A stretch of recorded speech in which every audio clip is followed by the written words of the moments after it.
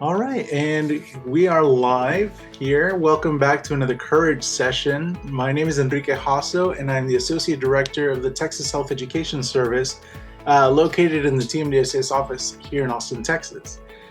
We are super excited to have some really fantastic colleagues joining us today from the AAMC's FIRST program. And for those of you who may not know about FIRST, you are in for a treat because you're about to have every single one of your questions about financial aid answered. And we're super excited. Julie, could you please introduce yourself first, and then we'll go with Sharifa? Sure. Hi, everybody. My name is Julie Gilbert. I'm a Senior Education Debt Management Specialist with the FIRST program. We work with all financial aid administrators as well as students throughout their career of medical school and deal with anything that has to do with money. So I'm happy to be here, and I will let you talk to Sharifa next. Good afternoon, everyone. My name is Sharifa Dickinson, and I'm the Director of Operations for AMCAS. So not only do I work with the AMCAS application, but I am the Program Manager for the Fee Assistance Program. Very happy to be here today to talk to you about the Fee Assistance Program and the benefits that it can offer. Excellent. Thank you both so much. We definitely recognize that this is prime time for all of us in the application processing world. And of course, with financial aid, stuff is already starting to happen for our next class. So I appreciate y'all taking the time today to help out our students. So the format for today's Courage session is a little bit different from previous sessions. We do have a presentation that we'll be offering today. If you do have questions throughout the presentation, please share them. We will be checking for comments or questions, both in the TMDSAS page and the Texas Health Education Service Facebook pages. So have your questions, submit them, and at the end of the presentation, we'll make time to make sure to address your questions that you keep submitting. So Julie, we'll pass it over to you. Okay. Let me share my screen here with everybody so that you can see my presentation. And we'll go ahead and get started. So again, thank you for being here. And I'm hoping that Sharif and I can go over information for you regarding financing a career in medicine. Your pathway is going to be different for everybody, but one thing that is constant for most people is figuring out how you're going to pay for your medical education. So I want to give you a lot of tools and resources. I'm really hoping that the information that I can provide for you today gives you somewhat of a peace of mind, knowing that there are ways, there are the resources out there, and help is available if you should have questions. So that's our main goal today. The FIRST program stands for Financial Information, Resources, Services, and Tools. So I want to start out by showing that information to you, our website to you, so that you'll know where to go for more financial information. What you see here is our homepage with the little piggy bank, and the top section of our website, it says thinking about how you'll pay for medical school. That's probably where you'll want to spend most of your time as a pre-med student when you're thinking, or any type of student that is thinking about going on for more education. A lot of the resources that we have are primarily centered on medical students, but in all actuality, financial aid is something that most students are going to have to utilize if they're going on for higher education. So I want you to substitute whatever program you're going into when I say medical school, because most of the time, some of these resources are going to overlap different areas. If I could interrupt real quick, this is exactly why we have you here today, is because the information you're presenting is going to be great for medical students, but it'll also be great for our dental applicants as well as our veterinary applicants. That is true.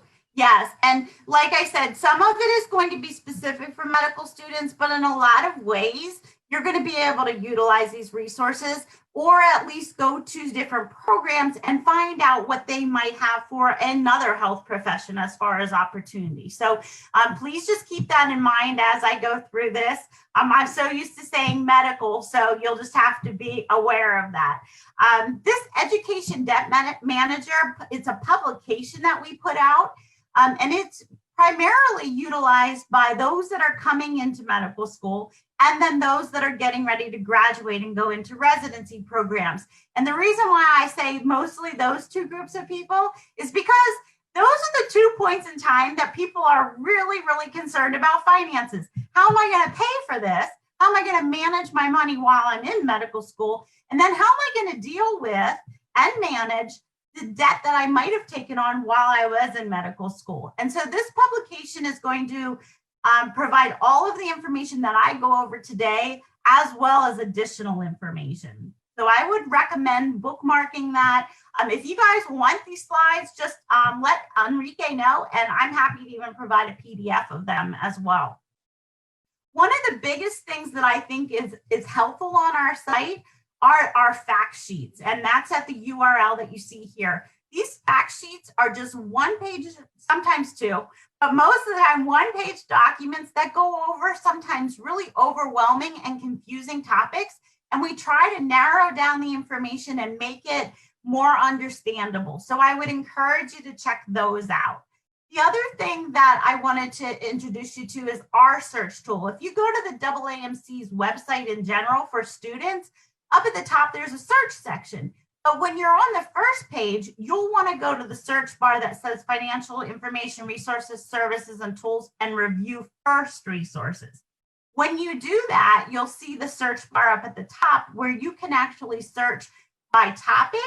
You can also search by audience or category. So that's a really good way to narrow down what you're looking for. I wanted to show you what it looks like to look for all of our resources that have to do with scholarships, because that's generally something that everybody wants to know about. So we have a way in which if you put in the word scholarship in our search tool, when you push enter, all of these resources that you now see on the screen either are going to have scholarship in their name or in their description, and will provide all of those resources for you to learn more about a specific scholarship, or at least a program to consider that might be able to help with funding to get into medical school, and or to perhaps help with loan repayment once you're done with medical school. The other things that I wanted to draw your attention to are things that we have that you can have access through what's called the Pre-Med Navigator. It's a newsletter that we provide.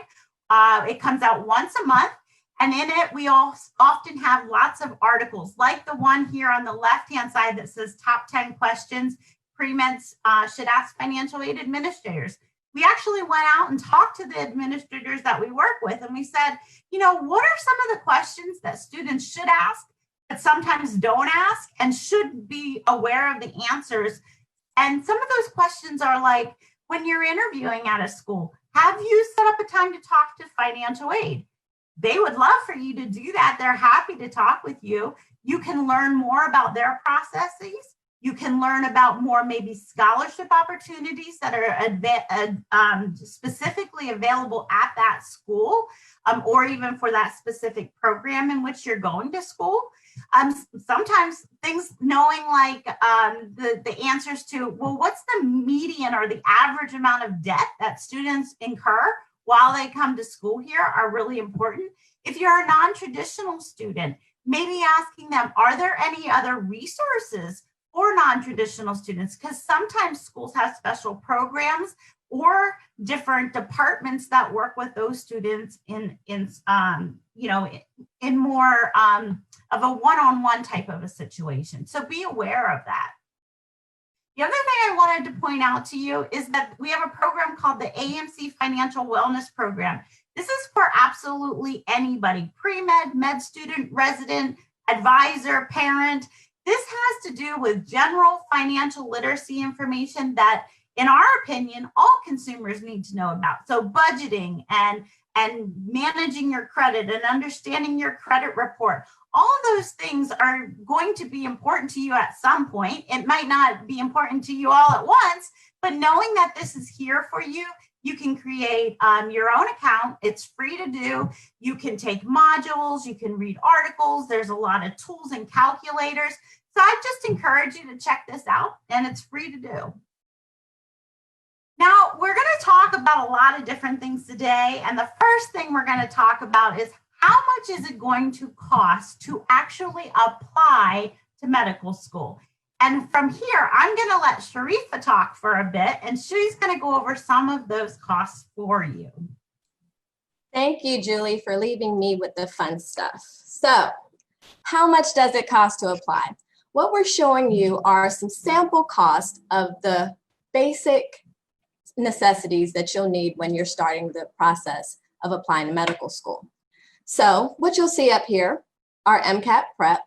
The range for the cost for the prep does tend to vary. So that's something that you want to look at on the website just to make sure that you are aware of the changes in the cost. The registration for the MCAT and the MSAR, which are the Medical School Admissions Requirement Database, tend to stay a little constant. The benefit of the MSAR is that it's a database that provides you with details about the United States and Canadian medical schools, so that way you can get an idea of what schools might be a good fit for you and also what they require from the applicants. Your actual medical school expenses in the application through AMCAS will be dependent upon how many schools you apply to. And as you see on the sample, we're showing 20 schools, and you can see the sample cost as well. Secondary application fees also vary from school to school. A big questionable expense, especially right now, is about interviewing expenses. Are the schools doing actual in-person interviews, or are they going to be virtual? And what we know is that can definitely cut down on some of your travel expenses. Deposits do vary from school to school and should be taken into consideration when you're evaluating your overall expenses. We can go to the next slide.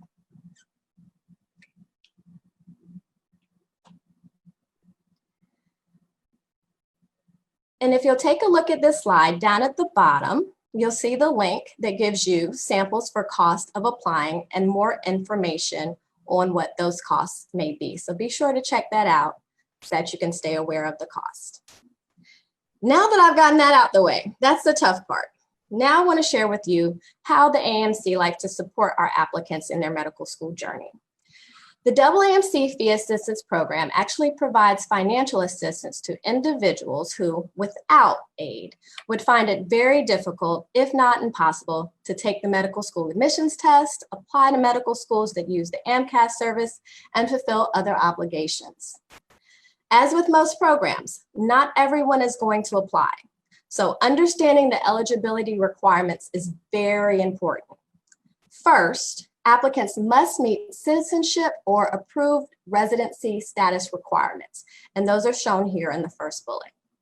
Additionally, fee assistance program approval is directly tied to the U.S. Department of Health and Human Services poverty level guidelines, and parental information is required, and that is no matter your age or your marital status. This year, due to COVID-19, the income eligibility requirements and the hardship procedures were modified. Applicants will now be granted fee assistance if each household reported on the application has a total family income of 400% or less than the 2019 national poverty level. Anyone with a hardship situation caused by COVID-19 can request a reconsideration if they were originally denied by the fee assistance program. For more information about these changes, please check us out on the fee assistance program website at aamc.org/FAP. And as always, it takes about 5 business days or less to have your application processed when all paperwork is in. So if you're eligible for the fee assistance program, the benefits are great. The potential savings for an applicant that qualifies for the fee assistance program and uses all of their benefits, they can actually save more than $2,000. What is key to understand about this is that the benefits are not retroactive. So you actually have to apply for the fee assistance program in order to use it for the MSAR, the MCAT, and AMCAS. They cannot be applied after you've already done those processes. If you're eligible for the fee assistance program, benefits are still great, and we know what the savings are. The application process opens in January and it closes in December. Some of your personal information will transfer in from your AAMC profile. We do automatic and manual reviews based on the information that you put in initially. We'll also ask for any required documentation to be uploaded to the application. And then, depending on the timing and if there's any back and forth to complete your application, it could take about 10 business days, but it's normally 5 to 10 business days in order to process.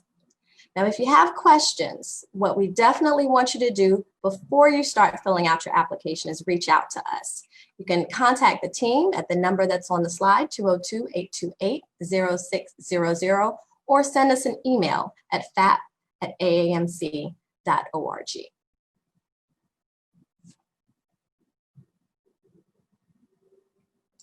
Sorry, I always forget to unmute. So we will answer any questions that you have about the fee assistance program towards the end. So please, if you do have any specific questions, go ahead and feel free to type those in for us. We're going to go forward and talk a little bit about how much will medical school actually cost. And so, you know, this is always something that's scary, overwhelming, and sometimes just downright depressing, right? I mean, when you look at the cost to attend medical school, you're following your dream, you're doing what you want to do. But when you look at the cost, it is just very overwhelming. And we understand that. But what I want you to know is that there's a way to be able to afford this, okay, for most people. And there's going to be a way for you to pay back whatever you might need to borrow to attend medical school. So let me go over some of these costs with you. What you see on the right-hand side is our education debt back card. This is always available on our website. It's going to look a little different this year since we're not in the office and printing, but we are going to have that information available. We actually survey students, we find out what their debt level is. And so the most recent information we have right now is for the class of 2019. The class of 2020 will be out in November, so we'll have updated figures. But what I wanted to really point out on this card is that the tuition and the fees and the 4-year cost of attendance. So as you can see here, this is the average, okay, or the median amount of debt for tuition and fees for, again, not just public, but also private. And sometimes there is a difference. And as you can see, tuition looks really different for private schools in comparison to public schools. The cost of attendance then is not just tuition and fees, but it's also things like room and board, transportation, miscellaneous expenses, insurance costs, any other kinds of fees that the schools might charge. And so that increases the total cost. And then that 4 years is if it takes you 4 years to go to school, and if you borrowed the full amount of the cost of attendance, what that 4-year total could look like in the amount of loans. Because the fact remains is that, yes, there are some scholarships that may be available for some. There may be some tuition assistance programs available at some schools. However, the amount of aid that's available for most medical students is going to come in the form of loans. All right. So just being aware of that and kind of, you know, making peace with that fact is going to be helpful as you move forward. Now, I saved this slide for you for next because this is all Texas schools. Okay. These are the tuition and fees. Now, I did just do in-state, but this is tuition and fees in-state. And as you'll see there, if we look back here, public was $39,000 for tuition and fees, and private was $62,000 overall. Now, this is Texas only. The in-state cost of attendance, of course, is going to be lower because that tuition is really what drives that cost, in addition to things like room and board allowance. And that's going to be more based upon the student and where they're living and how they're choosing to manage their money. So the 4-year cost of attendance can be quite a bit lower at some of these Texas schools, which is an awesome thing because I understand the majority of the viewers are probably Texas residents or possibly considering a Texas school. Not to say that you shouldn't think about others, okay? And don't let the cost of those schools deter you. I often say to people, you know, Well, there's a will, there's a way. All right. And that way may be taking out more loans than what you would have wanted. But in my opinion, the fit between you and the school is going to be the most important thing for you to get that education, to get the skills and the comfort that you need, as well as having the ability to participate in the programs that are of interest to you. And so don't let the cost scare you away. How do you apply for financial aid? Well, as a medical student or any higher, professional student, you're going to follow the same steps that you would follow as an undergraduate, which means filling out the free application for federal student aid. So if you're eligible for federal aid, this is going to be the first step for you. You'll complete the FAFSA form, you'll indicate the schools that you're interested in attending, and therefore your information will go to those schools. The financial aid office will determine your eligibility for aid at that school. They'll send you an award notification. At that point in time, you're going to need to fill out the necessary applications for any aid that you're choosing to partake. And then you'll want to continue to search for scholarships, in my opinion, for all 4 years that you're in medical school. Because just like undergraduate, there might be some that are available as a 4th year, whereas others are only available to freshmen. So just be aware that the process is very similar. We do have a fact sheet like the one you see here on the right, the financial aid application process, which will walk you through these steps and also provide you links of where you can go for more information. So what kind of financial aid is available? You got it. Grants and scholarships, if you're lucky, and if you can find those that you will qualify for. And then again, most students are going to be borrowing loans. And we have different kinds of loans. We have federal loans. There are institutional loans that come from the school. In some cases, not all schools have them. And then there may be an opportunity for private loans. And we're going to talk about all 3 types of loan programs to give you a better idea of what they are.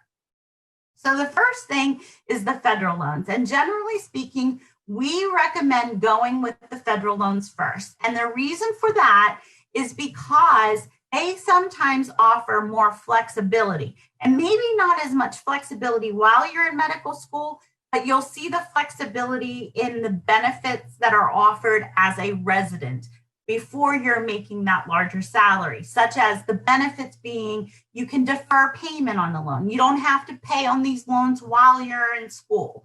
Now, the truth of the matter is that when you're you're a professional student, a medical student, you are not going to be eligible for subsidized money. Subsidized just means that someone, whether it be the school or the federal government, is paying the interest on the loan for you. That is not the case when you move into a graduate or professional program. In those programs, you are only going to be eligible for unsubsidized money, which means you are going to be responsible for the interest that accrues on the loan. And the interest is going to start accruing on the loan once you take out the loan and once the money is dispersed to the school. So with an unsubsidized loan, I would recommend that you borrow the maximum eligibility under this loan, depending upon your needs. I would really heavily recommend that you look at what the costs are at the school and try to make a really good realistic budget of what you will need to pay for school, and only borrow what you need. That is a very, very key point. There is no credit check for an unsubsidized loan, so all you have to do is fill out the master promissory note at studentaid.gov. Again, you can borrow up to the cost of attendance, which is set by the school, which includes all of those things that I mentioned previously. You don't pay on this loan while you're in school. You actually have a 6-month grace period from the time you withdraw or separate from school. If you have undergraduate loans from a school prior to coming into medical school, if you used up your grace period on those loans, you'll just go into what's called an in-school deferment. So you won't have to, or you won't be required to pay on those undergraduate loans while you're in medical school. Then you'll start paying on them again once you graduate from medical school unless you choose to do what's called a forbearance and put off payment on those loans, which is possible during residency. You can postpone payments on your federal loans while you're a resident even. So if you choose not to make payments at that point in time, that is entirely up to you. The interest rates on federal loans are going to change every July 1st, and then they're set for the life of the loan. So they're a fixed rate once that rate is set. This year's rate is 4.3%. However, because of COVID, there was what's called the CARES Act that was passed, as well as an executive order from the president that has set all of the interest rates for the current borrowers this year, as well as for those that have borrowed in the past. The interest rate is currently set at 0% until the end of the year. So that's a great benefit for borrowers right now. That will go back, the interest rates will go back to what they were previous to the CARES Act at the end of December, unless some other type of order comes out. There is an origination fee to borrow these loans. So what that simply means is if you borrow $10,000, 1.06% would be deducted from that $10,000 before the money is dispersed to the school. So it's basically your fee to borrow the loan, okay? Many times an unsubsidized loan is not enough to cover all of the costs that are being charged, or that you need to borrow in order to cover room and board and miscellaneous expenses. So in cases such as that, then I would recommend looking at the Direct Plus loan. Now, the Direct Plus loan is a federal loan, but it is going to be a little bit more costly than the direct unsubsidized loan. And the reason for that is because the interest rates are higher. It's at 5.3% for this year. But what's really a big difference is that origination fee. It is quadruple the amount of the unsub. So it's 4.24%. So that's the fee to borrow that. It's very similar to the unsubsidized loan in the respect that you don't have to pay on the loan while you're in school. You have 6 months after you graduate before you have to start paying on the loan, unless you choose to postpone payment through a forbearance during residency. One of the biggest things that is different with the Plus loan is that a credit check is required. So maintaining a good credit history is important in order to be eligible for this loan. If for some reason you're denied for it based upon credit, it is possible to get an endorser to basically co-sign for you for this loan. Some schools offer institutional loans. If you're awarded an institutional loan, they are generally going to be even better than the federal loan programs. And the reason I say that is because many times schools will offer either a lower interest rate on the loan. Some schools will subsidize the interest while you're in school, and even sometimes during residency. So that means no interest would be accruing, which, to be quite honest with you, the interest has a major impact on your total debt and your total repayment. So that's a very, very great thing when you hear that a loan is subsidized. The other things about institutional loans that are often beneficial are that they may offer a no repayment type of situation during residency, which can benefit a student. You would want to ask the school, if you're offered an institutional loan, is this something that I can take out every single year, or is it only offered for my freshman year or the first 2 years? So find out about that. Make sure you ask what the interest rate is and what the repayment responsibilities are for you on your end when you do go into repayment. Private loans are sometimes considered by students. However, I would caution you to really understand private loans before borrowing them. And the reason I say that is because sometimes they look very appealing because maybe the interest rates are even lower than federal loans, or maybe there's no origination fee. And that's a great thing. Don't get me wrong. That's a great thing. However, what happens many times is that private loans don't offer as much flexibility during residency when you're still not making a physician's salary. And so repayment might be a little difficult on a private loan during residency just because of the amount of income that you have as a resident in relation to the amount that might be due on a private loan. So just if you are considering a private loan, just make sure you understand your rights and responsibilities, what the rates are, what the fees are, and most importantly, how does repayment work and when does repayment start? I would encourage you to take a look at the fact sheet that we have on the First website, because it goes over the differences between federal and private loans. And it also gives you some questions to ask if you really are considering the private loan. So what do you need to know about your loans? Well, in my opinion, this is one of the most important things to know, and that is, how does interest work on these loans? Because this is the thing that I hear most of the time from fourth-year students. They look at me like they have, it's deer in the headlights type of thing, because they're like, how did this happen? I didn't know about this. So I want you to all know this. I don't want this to scare you or be too perplexing for you, but I want you to understand how it works. So I use the amount of $200,000 as an example because that's the median amount of debt for this past year for the 2020 graduate. So if a 2020 graduate borrowed $200,000 for the whole time that they were in medical school, as soon as they borrowed their first year loan, interest started accruing. And the same thing happens with the second and third and fourth year. So by the time they're done with medical school, just about $26,000 would have accrued in interest on their loans. Now, they're not required to make a payment on the amount that they borrowed. They're not required to make a payment on the amount of that interest that is accrued. They certainly can if they have the means to do so, or if somebody is so graciously helping them while they're in medical school. But let's face it, that doesn't always happen. So what happens? That money sits off to the side, okay? It's accruing, it's there, you need to know about it. Your servicer who manages your loan is going to let you know that that interest is accruing. That is, if you open your mail or you look at your account, you'll know that that interest is accruing. So you need to be aware of this. And what's going to happen is once you graduate from medical school, you're going to have that 6-month grace period. During that 6 months, you're not required to make any payment either, but interest is going to continue to accrue in the tune of about another $6,000 if you were a 2020 graduate. So then what happens after that 6-month grace period is over is what's called capitalization.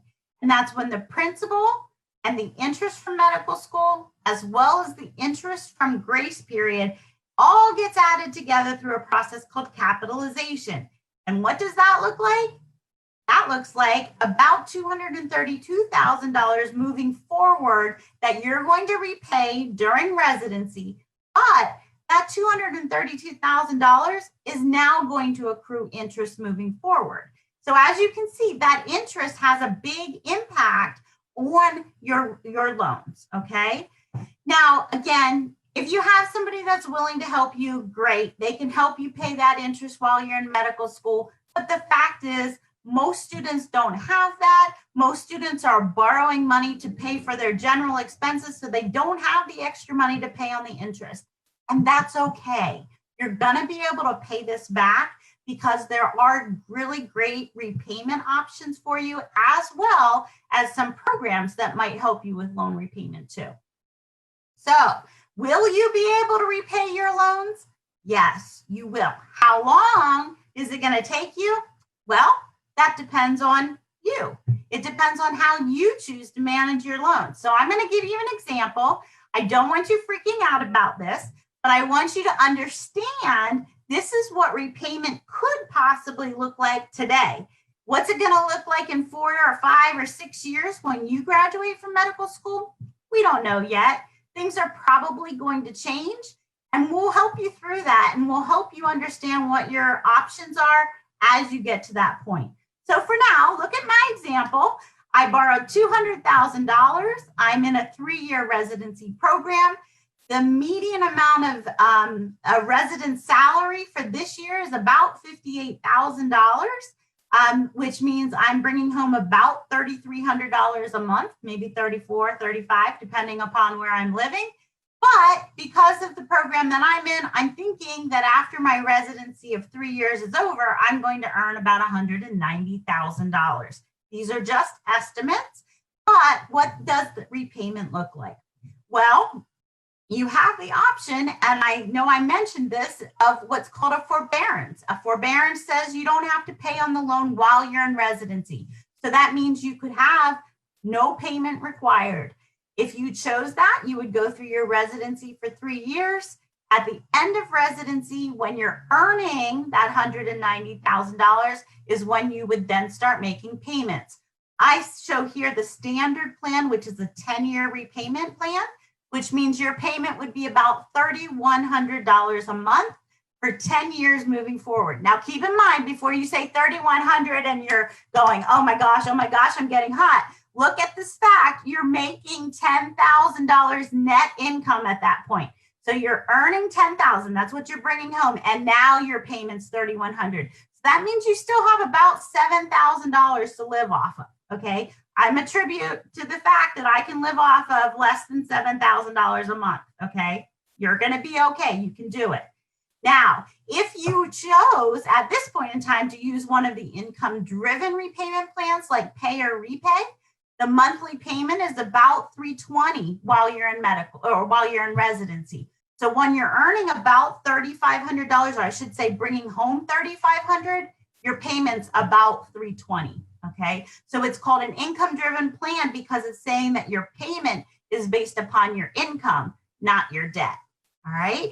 Then once you're done with residency, your payment's gonna go up because your income goes up, and your payment will go up between $1,500 and $2,400 depending upon the plan. And you'll pay on that loan until it's paid off, which could be, in these examples, 20, 22 years. Now, that's if you just make that minimum monthly payment of $1,500. If you want to pay $3,000 or $4,000, or let's say you get married to another physician and you want to pay $6,000 on your student loans, yay, go ahead, do it. You'll pay the loan off faster and you'll pay the lesser amount overall if you pay it off faster, okay? And you always have that option with federal loans because there is no prepayment penalty. So what I'm hoping this slide shows you is that yes, $200,000 is a lot of debt, okay? But you are going to be able to repay it because you have multiple options available. And this is just some of the repayment plans that are currently available. All right.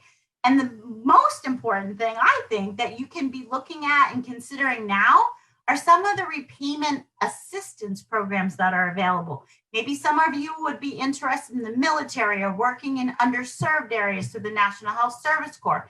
Maybe you'll be working for a nonprofit employer, so the Public Service Loan Forgiveness Program can help repay some of your debt, can even forgive some of your debt. So please consider these programs, think about them now, start to learn about them now. We also have a database that's currently available on the AAMC website where you can look for scholarships, loan repayment programs, and loan forgiveness assistance programs. So there are tons of resources available for you to consider, and I would encourage you to take a look at those.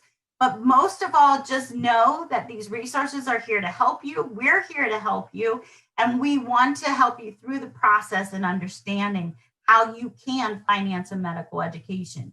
If you have questions, we're going to take those now, of course, but I also wanted to give you the first email address where you can write and say, hey, I heard this Julie Gilbert person talk and I have some more questions. And then I'll respond to your questions to the mailbox, or I'll send them to Sharifa if they're about the fee assistance program.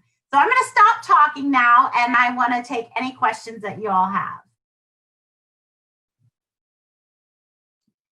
Excellent. Thank you both so much. This was so much great information here. And I know in working with students, this is one of the primary considerations as to whether or not to begin to consider this career path. We work very closely with a lot of non-traditional students. We get this question a lot. And it comes down to, figuring out what your needs are financially. We talk to a lot of students who are currently working or who have contribute to their household income in some form. And so hopefully this helps put some of those concerns at ease, that there is a pathway available to them. Exactly. Yeah, it's scary, especially if you have been working and you've had that income. It's scary to know that you might be living the next 4 years off of student loans where otherwise you've been living off of an income. And you might not be able to save like you did before, and thinking about things like retirement, especially if you're an older student. But those are things that you will be able to catch up on after medical school and when you're earning that larger salary. So don't think of it as, oh, I'm putting my life on hold. Think of it as I'm following my dream. And I might have to get through this investment in myself, which is going to cost some money. Yeah. And I think some additional considerations I want to throw into the mix for students, particularly those that are dental or veterinary applicants. Oftentimes, you'll go into, you'll graduate and you'll go into private practice, at which point, you are paying for your expenses. You need an x-ray machine, you have to pay for that x-ray machine. And so being financially smart at this beginning stage gives you much more flexibility once you actually enter the professional world and set up your practice, which in other current sessions where we've had both the dental schools, the TMDSAS, and the veterinary schools, these are points that we've discussed. If you are curious about those, definitely take a listen back to some of those episodes. I did want to add one point to the slide that you had about the Texas schools, which was super helpful. I appreciate you all pulling up that information. There was a student who reached out and was asking about the TCOM school. And I don't know if you could go back to that list. Yeah, I was going to say, hang on one second. Let me go back to that slide.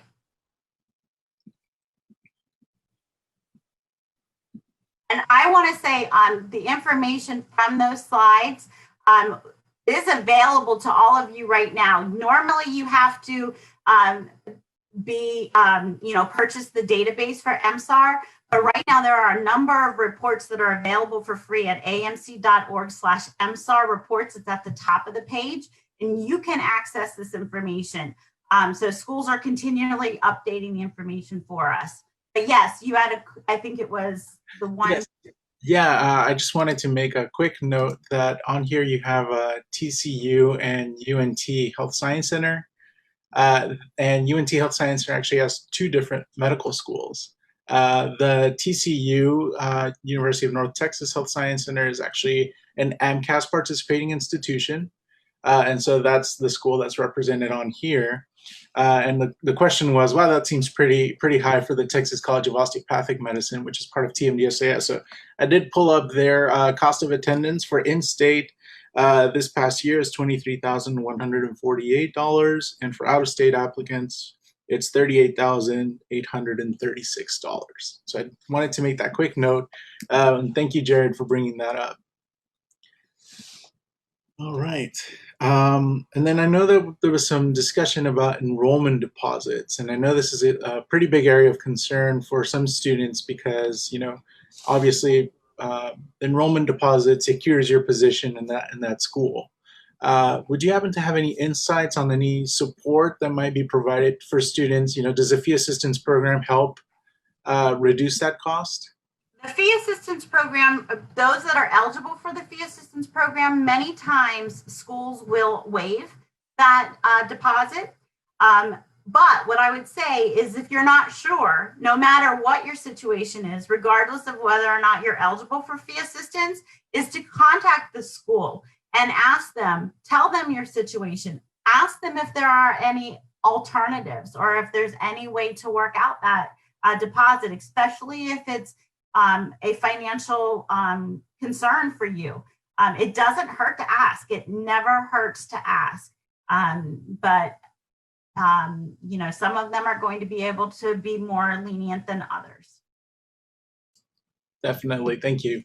And that's similar advice to what we're already offering students, with secondary applications. Oftentimes the schools will honor the fee assistance program and either reduce the cost or provide the secondary application at no cost to students. Fantastic. And then I also wanted to kind of bring up the question about assessing your personal needs, and you provided a calculator. And I did want to reemphasize to please take a look at those, take a look at the pre-med navigator information that was shared earlier. These are really fantastic resources that allow you to have a more customized view into what your future is going to look like. And so please do rewind this video and go and take a look at some of those on there. Yeah, I have to say, I think one thing that we hear a lot is that, students sometimes just don't know where to start. So when a school tells you, look, you can borrow this amount of money, sometimes students will just borrow that amount of money. But what you should really do is you should go back and look at the cost of attendance set by the school. But then you need to back out some of those things like tuition and fees. You're not going to be able to change those costs. But the amount that they're saying that you're eligible to borrow to cover room and board, it could be saying that your room and board is going to total, $2,400 a month. Well, what if you're living at home? What if you have a roommate, which I highly recommend because that cuts down on the cost? What if you have 3 roommates? Maybe not now, but in the future, maybe you do. And that can cut down even more costs, which means you may not have to borrow as much as even the school is saying it could potentially cost you for room and board. Those are the costs that you're going to have control over. And so even down to the room and board, the eating part of it, the board part of it, are you making wise decisions? Are you eating at home? Are you going and getting food in bulk? Are you sharing with somebody those expenses? I mean, it all makes a difference. So a lot of people don't track their expenses, don't budget. I'm a true believer in if you could just, for one entire month, write down absolutely every single cent that you spend, you will be able to figure out how much money you may need to finance your full year based upon those kinds of calculations. Yeah, and I know I often pick on some of the schools here because, when we're talking about just schools in Texas, we have University of Houston, University of Texas Health Science Center Houston, we have Baylor College of Medicine, and UT Medical Branch at Galveston. And those are all within an hour of each other in that Houston megaplex. For the students that are going to the 3 schools that are particularly in the center of Houston, the cost of living might be a little bit higher unless you kind of figure out how to use their train system, public transportation. You're probably going to be somewhere in the downtown area. Whereas, and I'm sorry, Texas Tech, but if you end up going to Texas Tech in Lubbock, your housing is not going to be as expensive, or nearly as expensive, or El Paso or the Rio Grande Valley. And the same thing, for anybody going to dental school in Dallas or in San Antonio, they're right in the heart of the medical center, which can be a little bit more expensive. And so these are considerations, a lot of areas you can play around with. So yeah, it's just assessing your own situation, and health professions advisors are really great at that because they've done this every single year and they know the areas, they visit the schools, they know exactly where they are, talk to them and kind of help use their expertise to kind of figure out what you need to do and to prepare and set that budget that Julie just mentioned. And if you don't have a health professions advisor, just know that you can go to NAHP.org and they have a Find an Advisor link where they have advisors that will help you even if you're not part of their school. So if you need that resource, feel free to reach out to them as well. Yes, and I'm including a link to that in the chat for anybody that's interested. What would you say is the biggest obstacle for students as they're preparing financially for medical school? I hear a lot that sometimes students have a hard time coming up with the monies that they're going to need to apply.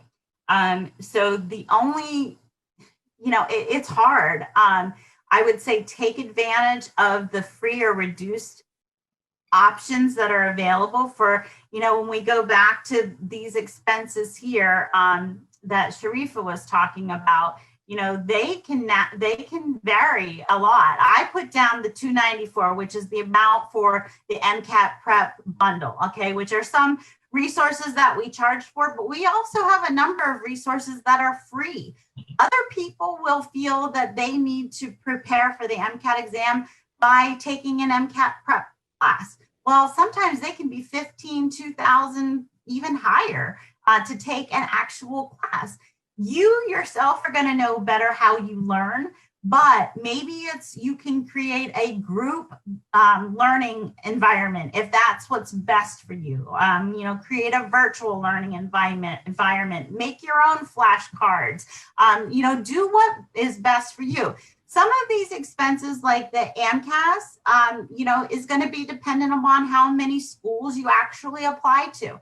And I understand it's difficult to get into medical school. And so sometimes people are, thinking that they need to apply to 40 or 50 medical schools. But really think about that, because that's going to be expensive. That's going to be, really expensive. This is just for 20 schools right here. And if you don't qualify for fee assistance, then that's going to be money out of your pocket. So maybe it's a matter of really figuring out which of those schools is going to be a better fit for you and narrowing down that list and applying. So there's some things on here that you have control over and others that you just don't. One of the big thing we talk about with interviews, especially when people were traveling for interviews, is looking at how can you cut down on some of those travel expenses. Even with clothing, lots of times people don't have a suit. Well, there's a lot of secondhand stores that you can go to and get a suit, even with the tag still on, things like that, which seem to some people are going to say, oh, well, that's just common sense. But for other people, they're like, I didn't think about that. So sometimes there's just little ways, and I would say use the resources that are available to you, these kinds of forums, to ask other people, what have you done? Is there something I should be considering that I haven't thought of yet? Yeah, So that's an especially great question for anybody to ask in one of our online communities at the TMDSAS Hub or in the TMDSAS non-traditional students groups. We have plenty of alumni of those groups that are currently in professional school. You can ask them what they've done. Yeah. I'd also like to add, please be strategic, as Julie was saying, when you're using the MSAR.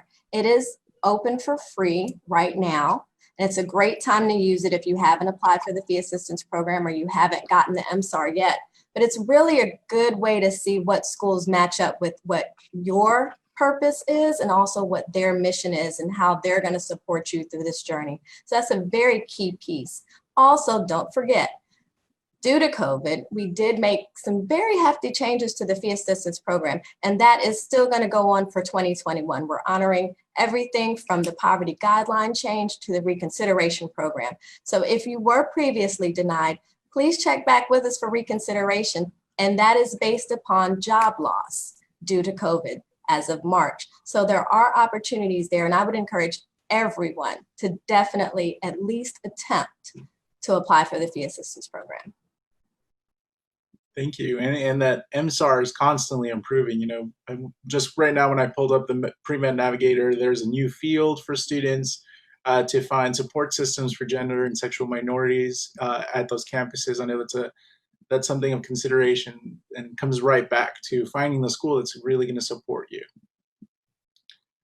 Excellent. Well, I think we are caught up with the questions that were asked in here, but before we do let you all go, this is a courage session and we're here to encourage students. I know it's a scary time and I've been saying this for over 6 months now, but there's a lot of hope out there. And I think with seeing how committed so many of our students are to continue on this path is really inspiring. So I wanted to offer you both the opportunity to address anybody who's out there might have some concerns and offer some words of wisdom. I would say follow your dreams. Don't stop. Don't let the money and the finances be so weighing down on your mind, because we have seen this time and time again that will to move on and to follow your dreams is going to get you where you are. It's an investment in yourself, and you will be able to do this. That's great advice, Julie. I'm going to listen to that advice myself. I think that's perfect. For me, I would definitely say when you do get started in the process, use the resources that we're giving you. We have a lot of applicants who aren't looking at the applicant guide, aren't looking at the fee essentials prep. Please, we put them there for you so that you can be prepared, so that this process isn't as stressful. That's what we want to take out of this. We want to take that stressful part when you're writing your essay and filling out your coursework, so that way you can feel more comfortable as you're going through it. Excellent, thank you. Just under the nick of time, we have one question that came up from student Vivian. Should we still try to apply to the fee assistance program even if we've already submitted or paid for some of the things we needed to apply? And just, Sharifa, this is your Absolutely. So if there is something that you have not yet used, yes, apply and you can use it. The only time it's not retroactive. So if you've already gotten the service, so for example, if you've already paid for your MCAT or you've already done your prep products, no, you can't use it for that. But if you have not applied for AMCAS yet, apply for fee assistance because you may be able to use it for that. Excellent. Well, thank you both so much for your time today and some fantastic information. We're very thankful that you were here to join us and that we are collaborating in this fashion. Of course, we will be reaching out if we have more questions. For those of you that may still have questions after today's session, again, reach out via their email address. It's first@aamc.org. And they're very happy to help as we found out today. So on behalf of everybody here at TMDSAS, the Texas Health Education Service, and at AAMC, AMCAS, and the FIRST program, we'd like to wish all of our applicants all the best of luck. We're all here to help you triumph and meet your goals. So keep at it. It's going to be worth it. Thank you. Thank you. Have a great day, everybody. Thank you.